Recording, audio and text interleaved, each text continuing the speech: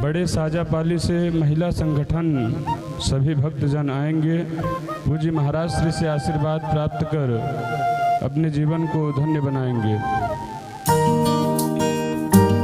सामूहिक विवाह कार्यक्रम ये करती हैं, जहां बेटियों का विवाह होता है और अपने संघर्ष से लोगों के से सहायता लेकर के ये कार्यक्रम आयोजित होता है, जो कि 11 फरवरी 2026 से 12 फरवरी 2026 तक पिथौरा में ये कार्यक्रम इस बार आयोजित हो रहा है। दीदी लोग मुझसे पिछले 2 साल से, जब मेरी पिथौरा में राम कथा थी, तब से जुड़े हुए हैं और बहुत नेक काम कर रहे हैं। तो मैं चाहता हूं कि आप सभी बसनावासी भी इनके हाथों में हाथ जोड़ करके इन्हें बल प्रदान करें, ताकि ये आगे इस कार्यक्रम को और विस्तार रूप से कर पाएँ।